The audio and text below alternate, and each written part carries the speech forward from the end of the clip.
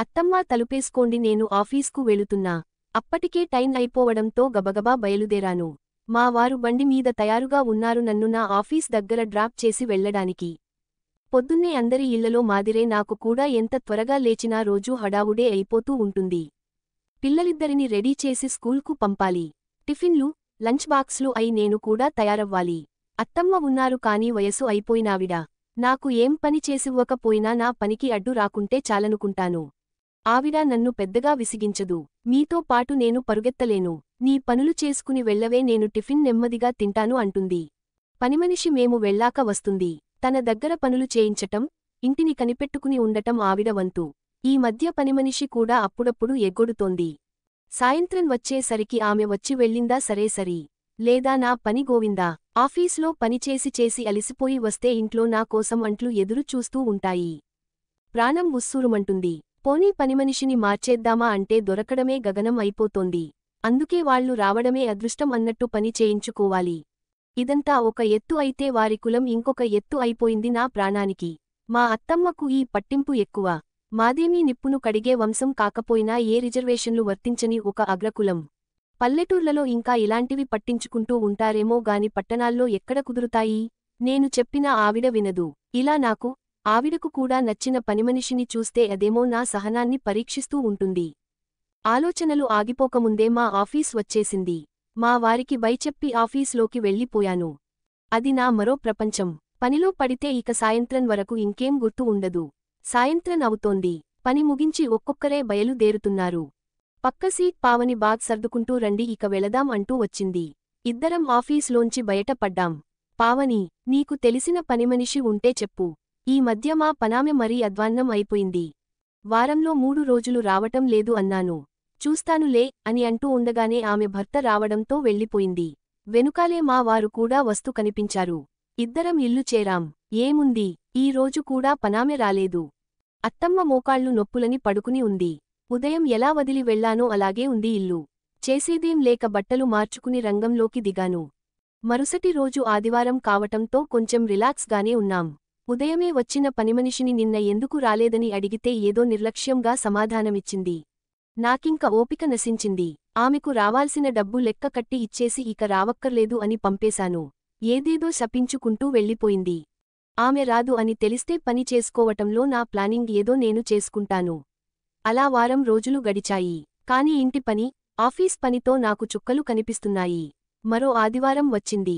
ఇలా ఎన్ని రోజులు రా భగవంతుడా అనుకుంటూ ఉన్నాను. అక్కడికి నా స్నేహితులకు, ఇరుగు పొరుగు వాళ్లకు అందరికి చెప్పి పెట్టాను ఎవరైనా పనిమనిషి దొరికితే పంపమని. ఆ రోజు ఎవరో ఒక దేవుడు నా మొర ఆలకించినట్లున్నాడు. గుమ్మం ముందు ఒక ఆమె ప్రత్యక్షం అయింది. ఓ 35 ఏళ్లు ఉండొచ్చు. పాత చీర అయినా ఉతికినదే కట్టుకుంది. తల నున్నగా దువ్వుకుంది. పనిమనిషి ఆహార్యంలో ఉన్న ఆమెని ఎవరని ఆరా తీస్తే ఆ వీధిలోనే చివరింటి వాళ్లు మా సంగతి తెలిసి వాళ్లకు తెలిసిన పనామెను పంపారుట.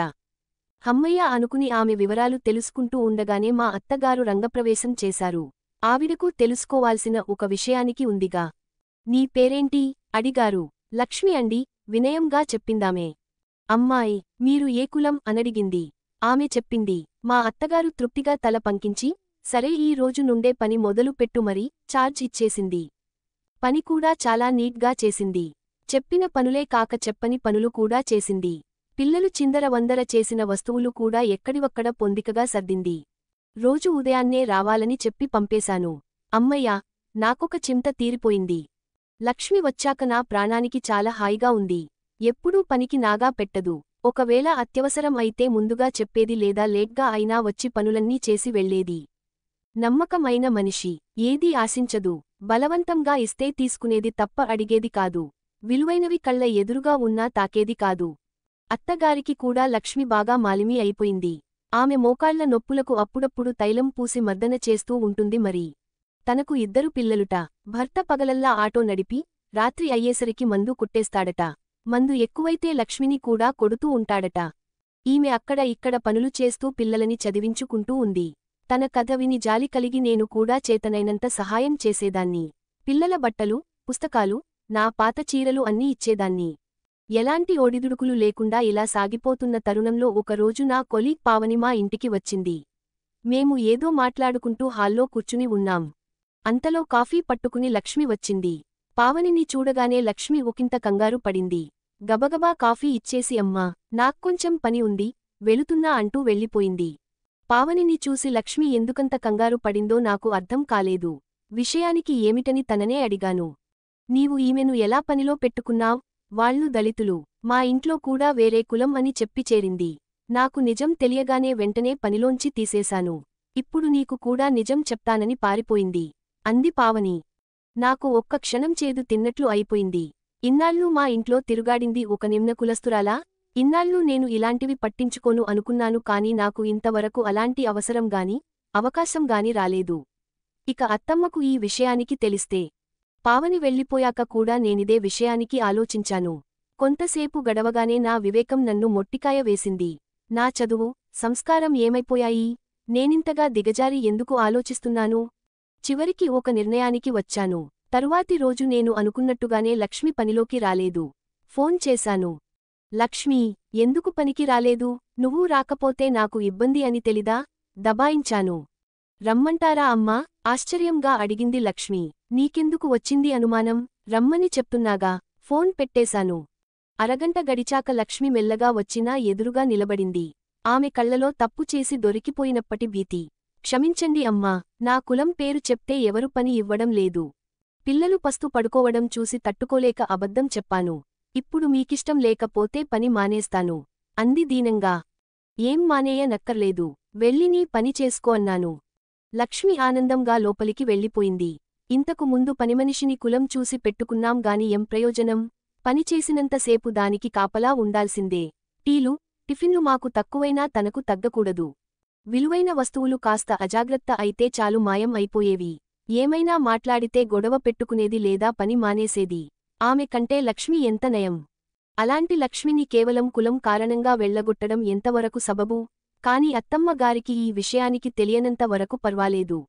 తెలిస్తే అమ్మో అనుకున్నాను. కాని ఆమెకు నిజం చెప్పేయడమే మంచిది. లేకపోతే తర్వాత ఎక్కువ గొడవ చేస్తుంది అనిపించింది. లక్ష్మి పని ముగించి వెళ్ళిపోయాక మెల్లగా అత్తమ్మ గదిలోకి వెళ్లాను. అత్తమ్మా, మీరేం అనుకోనంటే మీకు ఒక విషయానికి చెప్పాలి అన్నాను నసుగుతూ. నీవేం చెప్పాలనుకుంటూ ఉన్నవో నాకు తెలుసు అంది ఆవిడ గంభీరంగా. నేను అవాక్కయ్యాను. లక్ష్మి గురించేగా. నిన్న నువ్వు, నీ స్నేహితురాలు మాట్లాడుకుంటూ ఉన్నప్పుడు నేను విన్నాను. మొదట నాకు కూడా కోపం వచ్చింది. కాని తర్వాత ఆలోచించాను. లక్ష్మి గురించి తెలియనప్పుడు తన పనితనం గురించి మనం మెచ్చుకున్నాం. నాకు కూడా ఎంతో సేవ చేసేది. తానెవరో తెలియగానే అవన్నీ తప్పెలా అవుతాయి? మనిషికి గుణమే గాని కులం ముఖ్యం కాదు అని తెలుసుకున్నాను. అందుకే లక్ష్మి మన ఇంట్లో పని చెయ్యడానికి నాకు ఎలాంటి అభ్యంతరం లేదు అంది ఆవిడ. అత్తమ్మలో నిజమైన అభ్యుదయం చూశాను నేనా క్షణంలో.